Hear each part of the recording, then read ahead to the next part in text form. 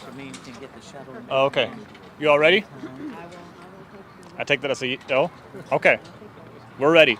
Okay, so Mayor Spencer will lead us off here with some remarks.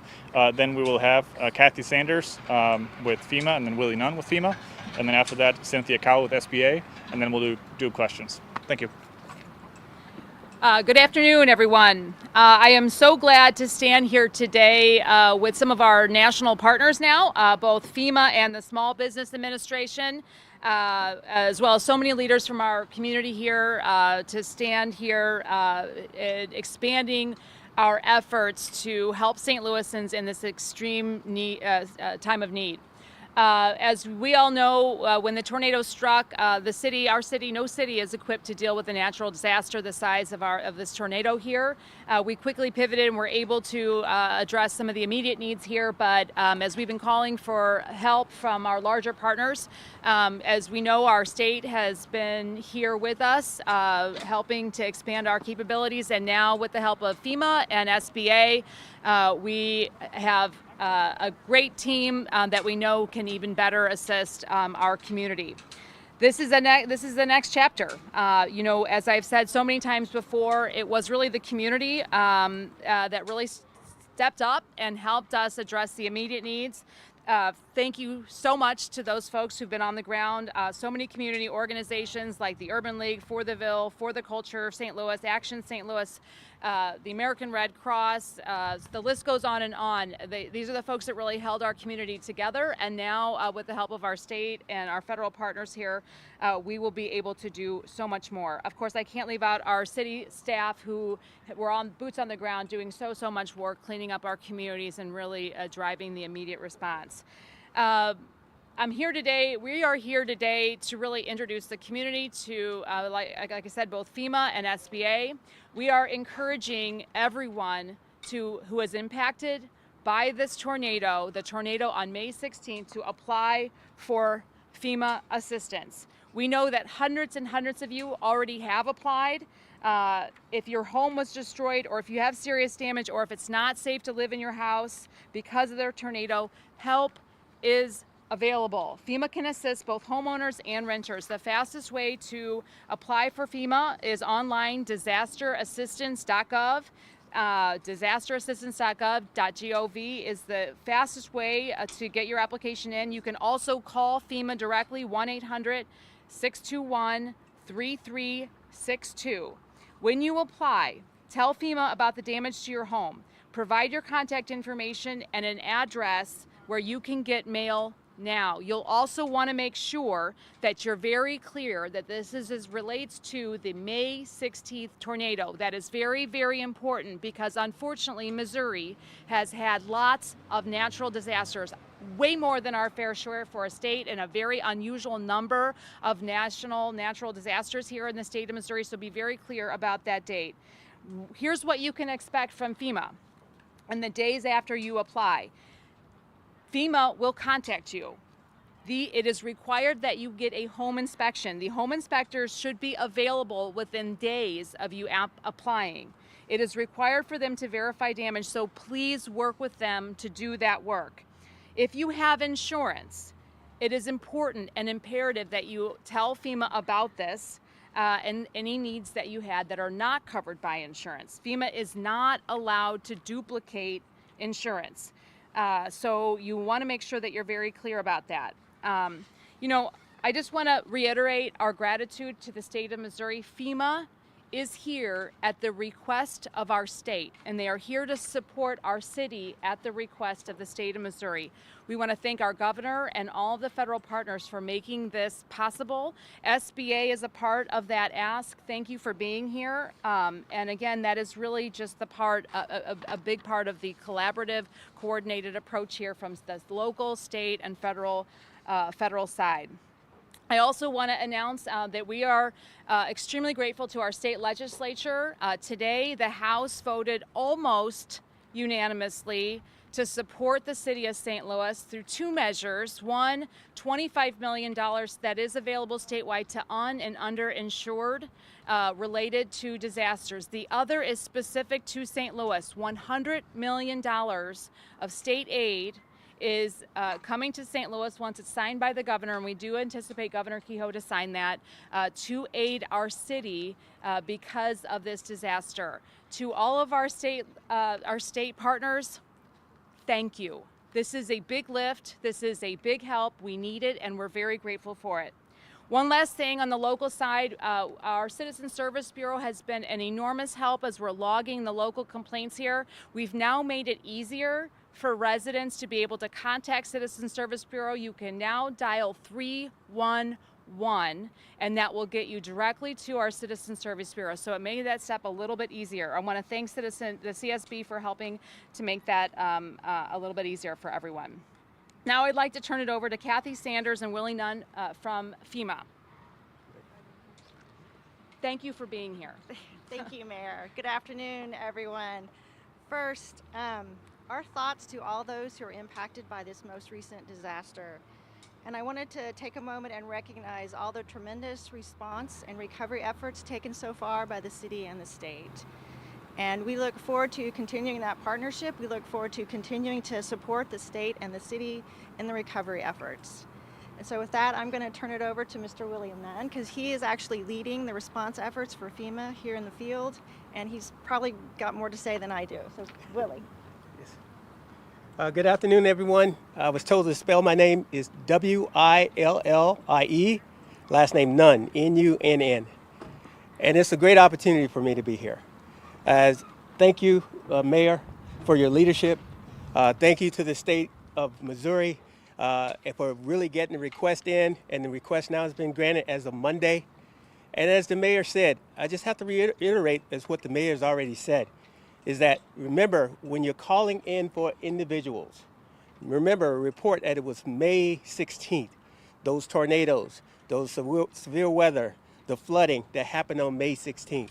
Words matter. It'll affect what you are eligible for. So apply, because applying also helps us to know what you need. And that gives us a true picture to demonstrate back to the mayor, demonstrate back to the state, and demonstrate back to the FEMA enterprise, which is all here to support the locals. So disasterassistance.gov, please use that as a way to register. The FEMA app, also the number, as the mayor said, 1-800-621-3362, and that 3362 phonetically spells FEMA. So it's easy to do. And also, as we get further and further into this response, and as people call in, they're going to have questions. And so we're going to work with the local community along with the state to make sure we're in the right places to set up places where they can come to get those questions answered in person. But we're also going to have a call center that's specifically for here. You know, we got a national call center that works, but we also, as we get the numbers here, we'll look at what we need to do to make sure we get down to the last mile of what we need to do to help folks. So again, sorry for your losses, and sorry for those who were affected by this storm. This state has 6 disasters. And those are only the disasters that the president declared, not the ones that didn't meet the threshold that you folks have been working through all of this time. So we're here to support that. It's always federally supported, state managed, and locally executed. And we're here to help support that. So thank you. Thank you so much, Willie. And I'll get to some questions. Just for a little bit of clarity too, FEMA will have a presence within the community. We're working to set that up now, what that footprint will look like. This will phase in. The FEMA staff that are here today will increase dramatically over the coming days as we bring those forces in. What folks can look like and expect on the ground. Once you've applied, again, you are available. Could be eligible for relocation assistance, immediate assistance. The turnaround should be days, not months, for that assistance. And so we look forward to making sure that we get your applications. Please get them in as soon as possible. Be as clear and upfront and as honest as you can in the application, so we can get them processed as quickly as we can for you and get that assistance to you as quickly as possible. Now, I'd like to turn it over to the SBA, the U.S. Small Business Administration. Cynthia Cowell to talk about what you can do for our community. Thank you. Good afternoon. My name is Cynthia Cowell, CYNTHIA COWELL. I'm a Public Information Officer for the Small Business Administration, Office of Disaster Recovery and Resilience. We have a business recovery center setting up this week on Cass Street at the community college in the communications building. And I will email all of you our press release as soon as it's available. We can help homeowners who have losses of up to $500,000, uninsured losses. That means you may be underinsured, uninsured, or even have a high deductible. We can help with that. These are loans, like I said, for homeowners up to $500,000. For homeowners and renters, up to $100,000 to replace personal property, and that includes cars. For businesses, we can lend up to $2 million, both for physical damage to a business, its inventory, its fixtures, etc., but also for economic losses. A business may or may not have had any physical damage, but if they had to shut down for any amount of time because of these storms, that can really impact the bottom line.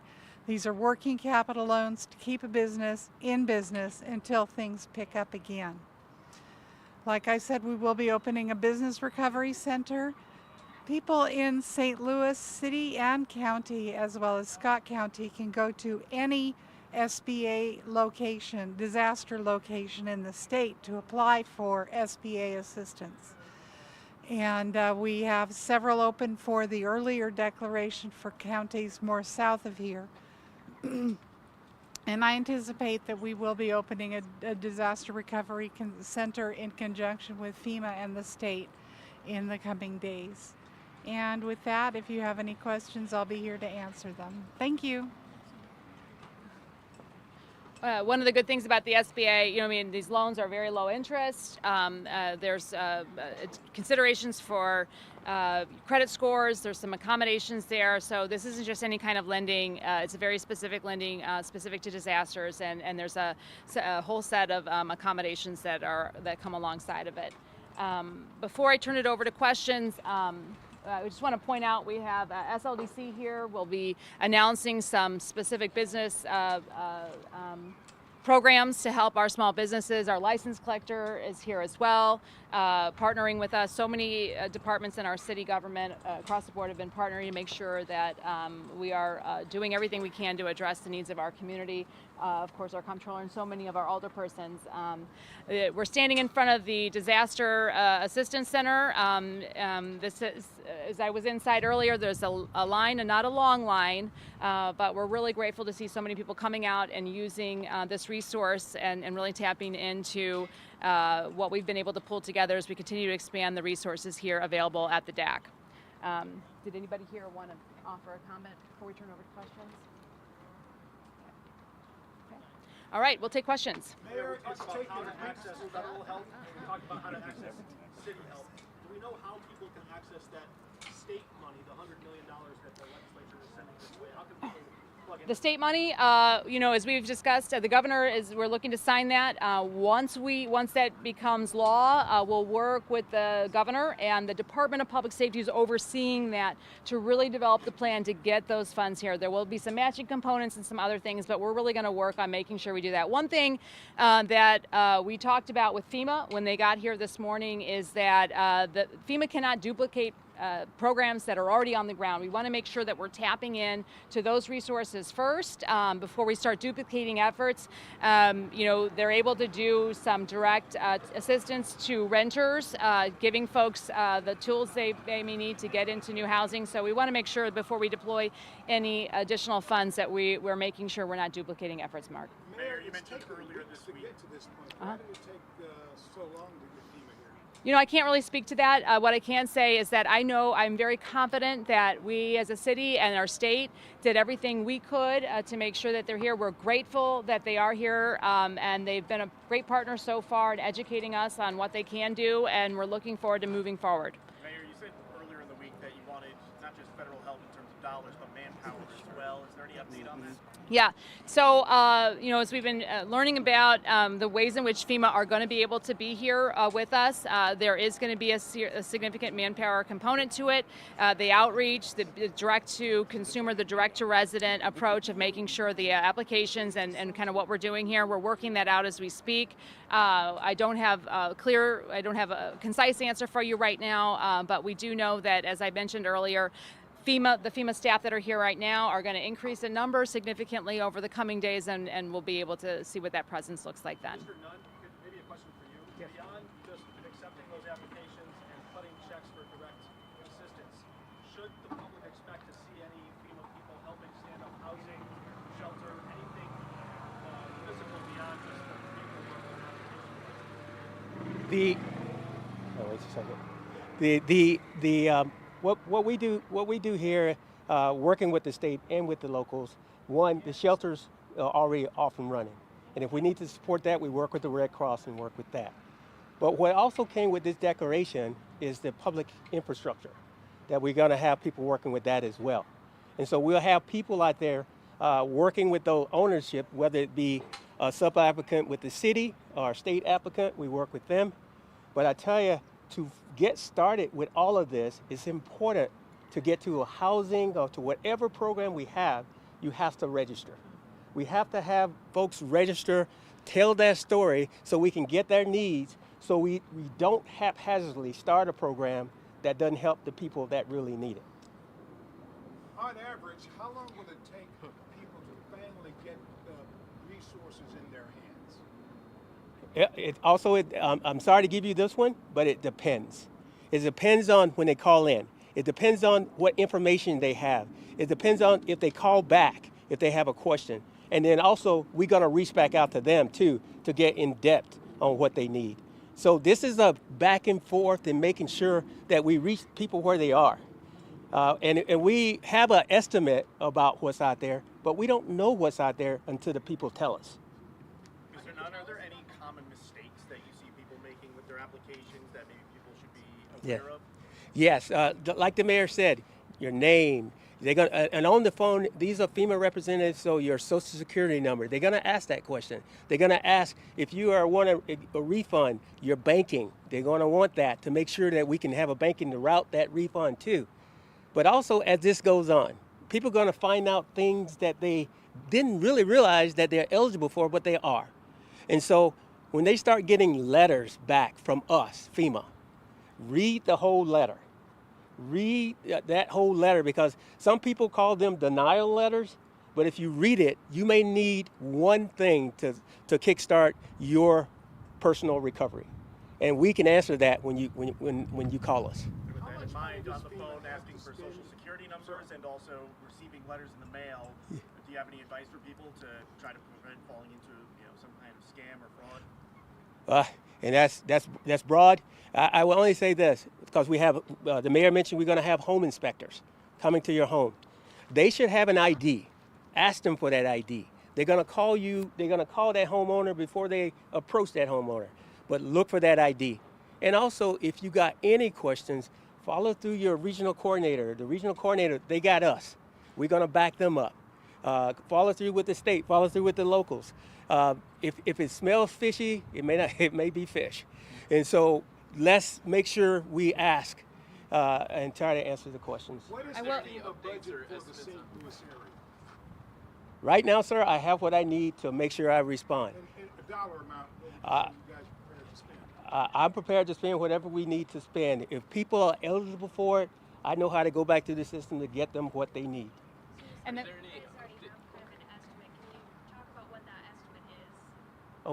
Oh, when I say estimate, it means that when the state and FEMA did joint preliminary damage assessment, they went out into the local communities and saw how many houses was destroyed. They saw how many houses were damaged.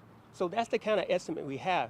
But we don't have who was owners, who was renters, who were vacationing, who were Airbnb, who were all these things. All that has to be put back into a database and working with folks individually to make sure we get it right.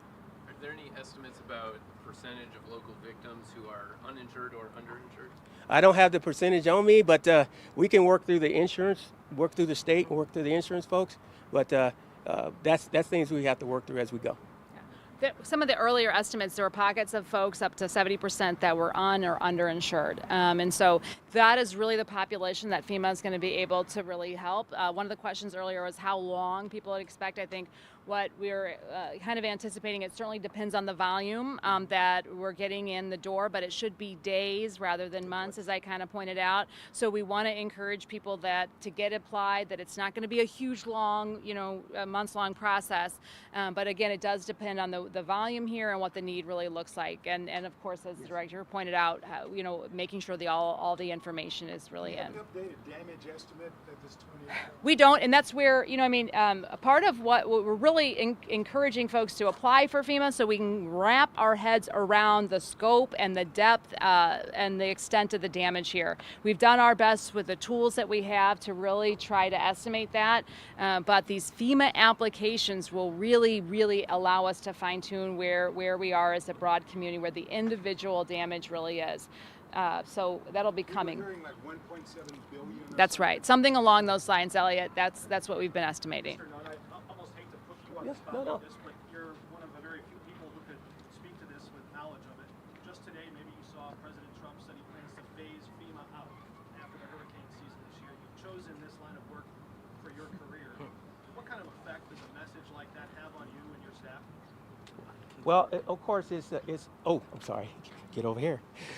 Of course, I would be untruthful to tell you it doesn't affect staff. Yes, it affects staff, it affects morale, but I could also tell you we have people in FEMA that are working now that are here for the mission, helping people before, during, and after disasters.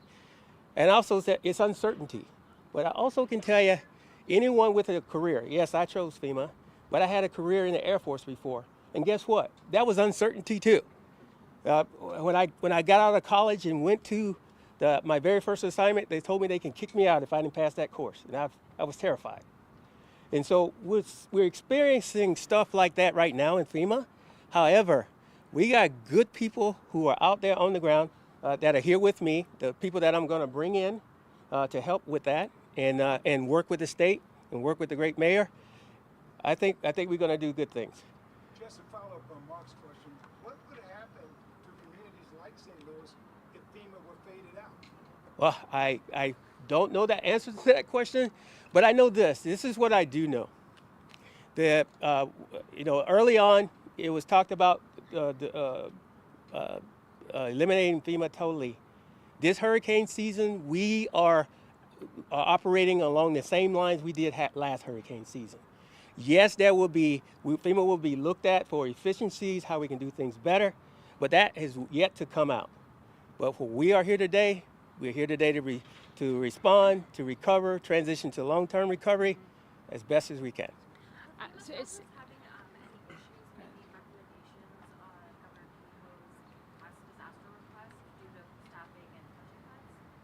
Negative. Region 7 and the state of Missouri and the locals who support that, along with the federal agents like SBA, Red Cross, we get out and do those preliminary damage assessments really quick and write up those reports and then do that. So no, well, yes, it's always you do less with less, you get less with less, but we got hard-working people to do it. I work closely with behavioral health response, and we've seen firsthand how urgently mental health support is needed across the community. Is the city open to continue or expand collaborations with EHR and local crisis response units? And what mental health infractions is being prioritized both now and moving forward? The mental health toll is immeasurable. That's one of those things, we're working hard to figure out the building damage, but the trauma that our communities are experiencing and will continue to experience in the coming days, weeks, months, years is truly, truly something we couldn't even begin to quantify. We are open to continuing that work. I think, to answer, I'll dovetail this into one of the questions I would have. It's hard for FEMA to answer the question, what would life look like without FEMA, because that's a difficult question to be asked in your shoes. I could tell you as a city, it would be devastating. We have exhausted ourselves, our city workforce, the nonprofit, the community organizations are exhausted because we've been holding this disaster here locally with the help of our state partners. And with that, and having FEMA here, being on the ground, being able to help with that direct assistance to residents, helping them get into short and long-term housing is truly, truly so very needed. We would be devastated without it. This hopefully will allow us some bandwidth to focus on some of those other human needs as we move through grounding FEMA, the SBA, and our federal partners into this team approach. We can start to better figure out some of those other pieces. We've been triaging the immediate necessary issues that we've been triaging, and this will hopefully free up some bandwidth to start to have some of those other long-term wellness conversations in the coming days and weeks ahead. Uh-huh. This center obviously provides a lot of resources for people. We know a lot of people lost access to vehicles. Yes. Can you talk about the long-term commitment to providing ways for people to get to whether it's FEMA center, SBA center? Sure. So we do have some long-term commitments on making sure folks can continue to get access to resources. Uber has stepped up. We are in continuous evaluation on making sure that we still have funds available for those. We're discussing whether or not what the options look like, but it's imperative that to be successful at delivering the resources, folks they have to be able to get to them. So we are committed to making sure that we have access to either the DAC or if we kind of mobilize in smaller units, whatever that looks like. We're very, very committed to making sure people have the transportation access to get to their Once again, you're telling people to go online. Go online or call, but the FEMA, you mean to register to come here or to register for FEMA? For FEMA, absolutely. I mean, that is just imperative. There is a timeline there. There are requirements that you get that application done. So we're just saying do it today, do it as soon as you can, make sure that you have the resources available, your name, your social security number, et cetera, and be ready to accept the call to have that housing unit inspected. Sorry, Yeah, this Mark. is redundant. You might have already alluded to this, but should the public expect to encounter a FEMA person here? Yes. Yes. Yes. Yes. We're working on making sure that happens. And there are already applications available. We were inside earlier. People were filling them out, making sure that we're getting those resources in the hands of the folks who show up here. Yeah. So, 4293 Simmons Avenue, I was born and raised in the house. The bricks are still falling. The man that owned the church is complaining about the bricks on the lot. And my father's deceased. But we have a will, and I was saying if you have the will and you lost the house of disaster, then we had the house for 56 years, then we still apply for FEMA. If you have been impacted by the tornado in any way, shape, or form, please apply for FEMA. So yes, I think what FEMA can do for you will depend on those specific circumstances, but we are encouraging and really, really strongly encouraging everybody impacted to make sure that they apply for FEMA. Please do that. I'll wrap up. Any other questions? I know it's warm. We brought out some cold water, but does anybody have any one last question before? Breathing a huge sigh of relief. I will say one important thing here is we are not taking our foot off the gas. Well, we are really grateful to have these additions to our team here, and this is certainly going to make our response more robust. We are not going to take a rest, and it's important that we don't. Our community has tremendous needs. We know that as the weight of this tornado bears down on our residents here, it is not going to get easier. As the temperatures rise, as weather continues to bring in rain and other things, there are continuing to be issues. So, Elliot, I'm grateful, but I am not resting yet, and none of us are. None of us should be. So we're going to continue to do the work. We'll take your questions offline, but thank you all for coming out today. I want to really thank the coordinated approach of the entire legislative branch. The Board of Aldermen has, I've never seen this city so united on the elected side, the community side, nonprofit, the corporate side. We know our community is hurting, and I'm just incredibly proud and honored to be a part of this very, very broad team working to meet the need that we have in our community right now.